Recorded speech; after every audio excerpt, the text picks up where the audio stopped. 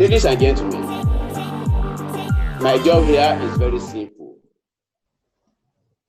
I've been listening to the Vice Chancellor and the two panelists. I've been asked to look at reinventing academic activities for national development in tertiary education under COVID-19. I say my job is very simple because it's to present a critique of what we have on ground as of today, the status quo. How far can that take us if indeed academic activities will translate into national development? To reinvent is to rework, is to rebuild, is to make anew. We talk about academic activities. I'm also zeroing in on just two, teaching and research. But let's wait a minute. When we talk about reinventing academic activities, what is the position today? What do we have that we can say is confronting us in the academic community? What are those challenges? What are those things that we can point out requiring a total rework, to rebuild, to remodel? What are those things that are militating against the avowed commitment to apply these activities to our national development? We've talked a lot about the mandate of the university. How are we pursuing the mandate today? What are those inhibiting factors that is creating a big gulf, a disconnect between the academic community and the outside world? First of all, let's ask our teaching template that we do have today. How realistic is this template compared with our environment? We have lots of things that lay heavily on the foreign land. Our theoretical foundation, what are they? When we talk even about what we can consult in terms of textbooks, where are the authors? We keep talking about so many things. In economics, we talk of Keynesian theory, Malthusian theory, Ricardo's theory, and so on and so forth. Where is Ajibola theory? Where is Ikide theory? Where is Fabayo theory? Where is secondary theory? Where is Aluko theory about the Nigerian environment? There's a disconnect. So there is a disconnect between the academia and the realities of our environment. And it's paying some of us when in making presentation from the academic community, somebody tags it. That's just an academic argument. It's demeaning. It's an insult. Because somebody is telling us that what we are seeing has no place in reality. Furthermore, our research efforts, however well focused they are, again, what is the origin of the hypothesis, the theories that drive the efforts? Oftentimes, they are wrong because they don't take into consideration the peculiarities of our environment. And as lawyers will say, we cannot build something upon nothing. Our research findings hardly carry the efforts from the town or from the ground to the town. Just imagine, Mr. Vice Chancellor, sir, how many research efforts come up within the OAU community in a year? How many of those research findings leave OAU to the industry, to the government, and create impression outside there and change the status quo? You end up with beautiful research findings from academic works, from publications, and so on, but they don't leave the gate of OAU. Ditto all the other universities in Nigeria. Then what is the benefit? What is the outcome? what is the net effect and benefit of such an effort. That is why research reports, they are left in the safes and cabinets, gathering dust, at times due to distrust, disbelief, lack of resources to implement far-reaching recommendations, or outright lack of will to shift paradigms. These are the issues confronting us. So if we want to reinvent, then we must reinvent all these areas to wear a new look in our academic community, in our academic environment. And that will reshape, that will redefine, that will refocus our primary mandate as academic community. Now, when we talk about academic activities for national development has been variously defined by my previous speakers.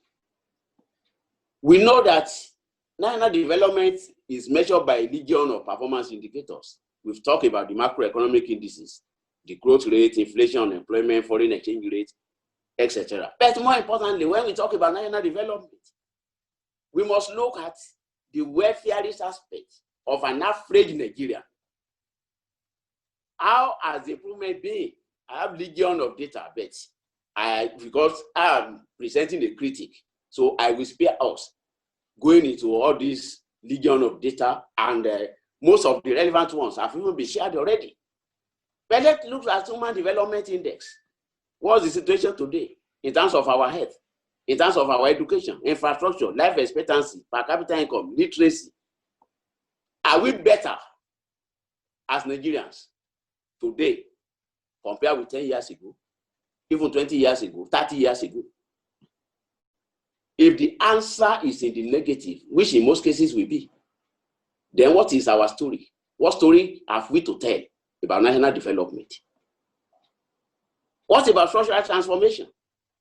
As of today, Nigeria as a country, 90% of our foreign exchange earnings still come from oil, which is the primary economic activity. What can the academia do to change the story? Industrialization, which is secondary, is still begging for attention. Talk lack of service. In terms of total revenue,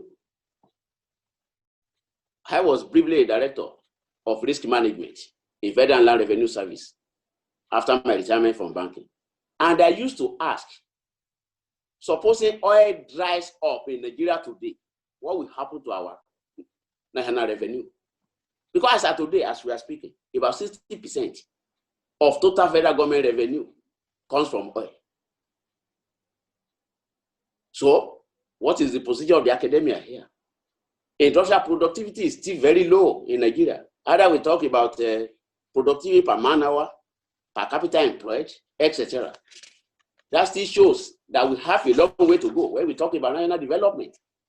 Technological innovations is a key index for measuring national development. Yes, today we talk about artificial intelligence, intelligence automation, robotic engineering, and so on and so forth. And they are redefining and reshaping the way and manner we carry out so many things. But then, are we getting the best? Where are we compared with countries in similar level of development with Nigeria some 10, 15, 20 years back? And I mean South Africa, Malaysia, Indonesia, Singapore, South Korea, etc. Financial literacy is another measure. It's a key attribute of national development, financial inclusion. When I was president of CIBA, when we were on this assignment, we discovered in Northwest, financial deepening is the lowest in the country, with about over 70% financially excluded. Over 70% of the population of Northwest, that was as at 2018, financially excluded. Where then lies national development, financial deepening, the payment system. If our central bank had to more or less impose it on the banking industry, I was an anchor person, carrying out lots of meetings and so on and so forth. That telcos had to be brought into the payment system. So what are we saying, all this put together? Is today that in terms of national development, we are still far away. And we can see the gaps within the academic system. So there is still a disconnect between the academia and the struggle for national development. How do we fix that? What do we do to drive that? Curiously, about a month now, a month plus, I was appointed into the technical working group by Federal Ministry of Finance for the preparation of this medium-term national development plan and Vision 2050. And my technical working group is financial sector and capital market. But upon reflection, I asked myself, this medium-term national development plan to replace the economic recovery and growth plan, which will be terminating by December this year. This one is 2021 to 2025. Then I asked myself, what will be happening to education? How do we perceive education in this part of the world? When we look at the budget for education, as alluded to by previous speakers, then you ask yourself whether indeed we have any respect for academia in this environment. One of the countries just released the budget for the university. For that university, the budget was higher than the national budget of Nigeria in dollar terms. And we understand that 80% of that budget will be going towards research and allied activities. So how then do we fix this disconnect? How do we reawaken academic activities in Nigeria for national development? We need to fix that disconnect between teaching subjects and the reality and demand of our time. If we look at what we teach, we've tried in some professional bodies to remodel this, but we keep asking, hey, where is the reality compared with what we are doing as of today? Death of authorship in critical subjects of engineering, science, medicine, law, even social sciences and humanities. Where are the authors? Change of attitude toward research and research findings through a more pragmatic approach in the implementation process. We come up with some research findings. How do we implement? In one of the papers that I delivered, I was asking, is it not time for Nigeria to even come up with a decent ministry for policy implementation? We come up with lots of policies, lots of research findings, and so on, but it usually ends there. The National Economic Summit Group, I'm having Mr. Togo is here. The Minister of Finance was saying the other time that if all the recommendations from the National Economic Summit Group had been implemented in Nigeria, the country would not be where it is as of today. So, what can we do to change this paradigm and pursue implementation of our findings in the academia, if only for the sake of national development? We need to deepen the town and gown relationship, if through exchange programs. There are lots of things. In my almost 30 years of banking practice, I hardly can recollect a situation where there was that nexus between banking practitioners and the academia. No wonder. When serious discussions are taking place, they say, don't be academic here, don't be too academic. Your presentation is becoming too academic. Academia represents the ideal. Academia represents what is best for an environment? How do we harp on that? How do we make use of what academics represent in terms of pursuance of its mandate to pursue national development? It's a question still begging for answer. We need to fund research activities. And like Professor Favre said, we are talking of COVID-19. We are talking of palliatives. We are talking of donations to help government fight COVID-19. I've not heard of donations to universities to carry out research on COVID-19 in Nigeria. And we are looking for a cure. We are looking for a vaccine. Rather, we'll be looking up to other parts of the world to tell us this is what they have achieved. Nothing comes with nothing. Academic activities, research activities in Nigeria require funding, not only by government, by all stakeholders, philanthropists, institutions, corporate bodies, etc. We need to reinvent academic curricula in our universities, polytechnic colleges of education, research institutes. We need to fuse academic curricula with those of relevant professional bodies. It's happening in some cases now.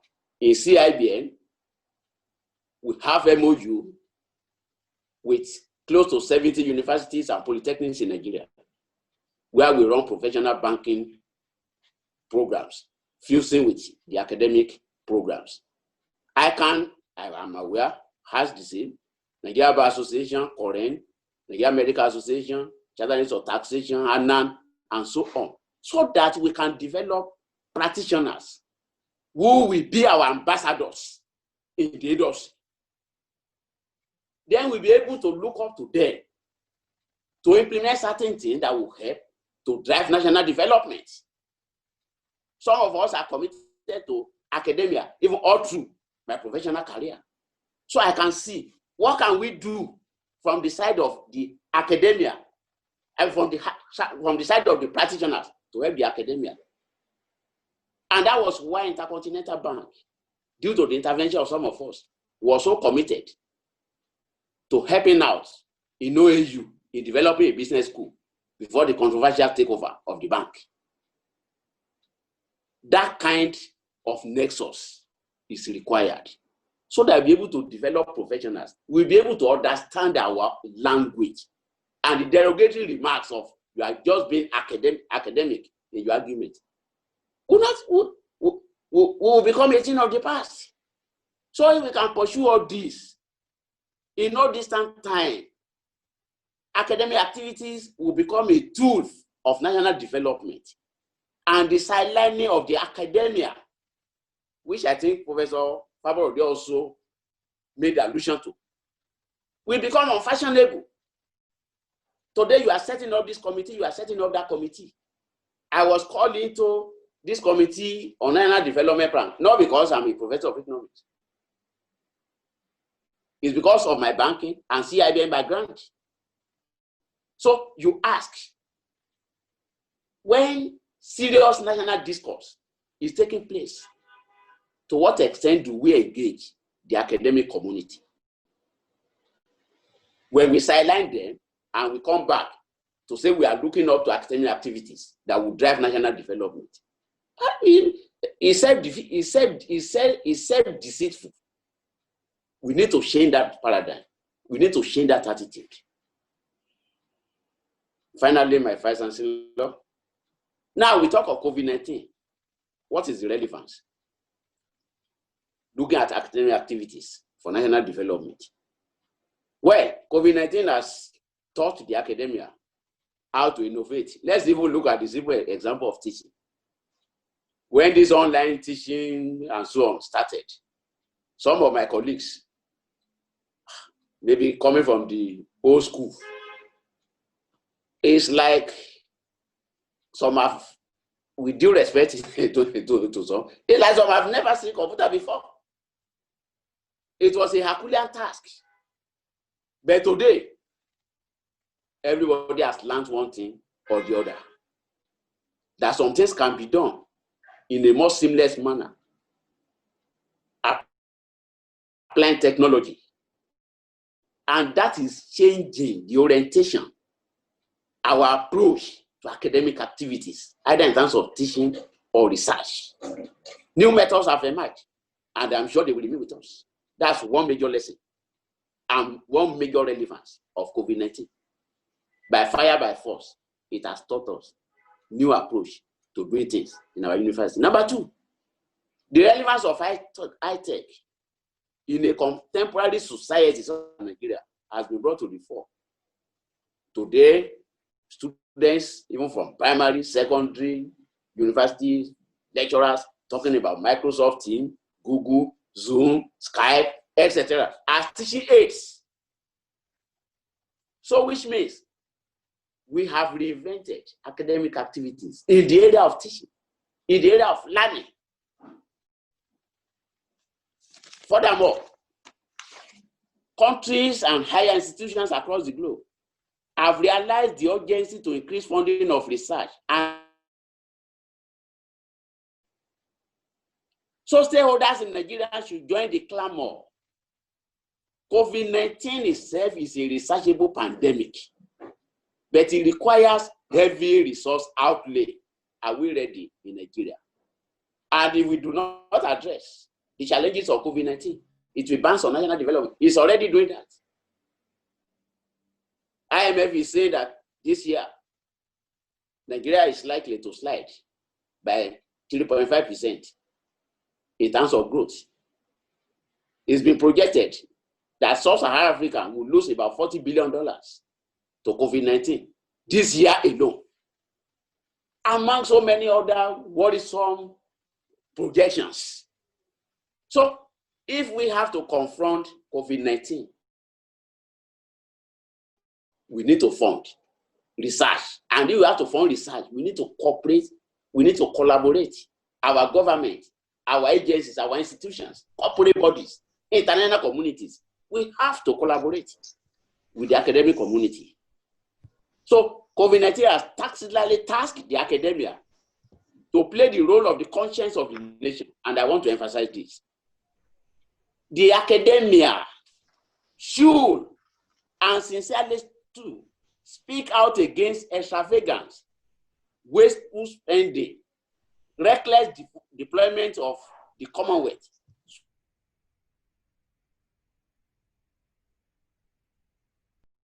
COVID-19 has turned out to be. Academic community should represent the conscience of the nation if we want to translate academic activities into national development. Because outside there, a lot is happening. Because I've traversed so many, public, private, and I've seen a lot. I've met with a lot. I've made a lot of presentations. And I do know that most times, you are speaking to those who are, to individuals, policymakers, those who can make things happen, but they are deaf and dumb, unfortunately. So the academic community should continue to play the role of the conscience of the nation. Let's speak out. If we look at what has happened, European Union, and those countries, they are much more devastated than Nigeria in terms of the impact of COVID-19. They are still coming here to provide their grants. European Union gave us $50 million to fight COVID-19, not alone. Is it because they are not affected? But because they have buffer. In our own case, as Nigeria, we live from hand to mouth. How can the academic community challenge this kind of lifestyle? The conscience of the nation. Then academicians, and that is my last point, ladies and gentlemen. We as individuals, we must have learned few things on how to survive at the personal level amidst the lockdown. If we should ask ourselves as of today, how have we diversified our earnings? How have we spent more time on learning and practicing other vocations that will not injure the delivery of our primary mandate into agriculture, into publication, collaboration on researches, partnering with the industry. How have we done all this? Advisory roles in the public and private sector. How have we as individuals key into COVID-19 and its challenges as members of the academic community? If we can do all this at our individual level, we'll be contributing to national development. We'll be agents of development in this environment. As of today, the challenges are so many. And that is why when you talk of lockdown in a country where about 70% of the population live on a daily basis, how far can you go? And like somebody said, that I would rather fight the pandemic that I can see, which is hunger, than living that one and running away from the pandemic that I cannot see. That's language of poverty and disconnect. Yet, we boast of resources, we boast of almost everything, every gift of nature in Nigeria. We are about 10% of our population sits on over 90% of our economic resources. How can the academic community challenge this kind of disoriented architecture in managing national resources?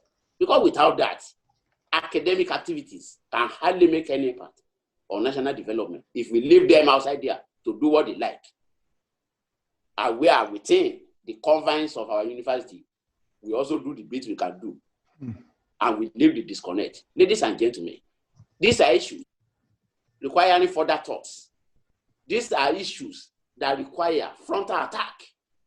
And these are areas we must work on. If at the end of the day, our academic community, our academic activities will carry a message to the outside world that will impact on national development. Thank you, ladies and gentlemen. Thank you very much, Professor Ajibola, for that challenge.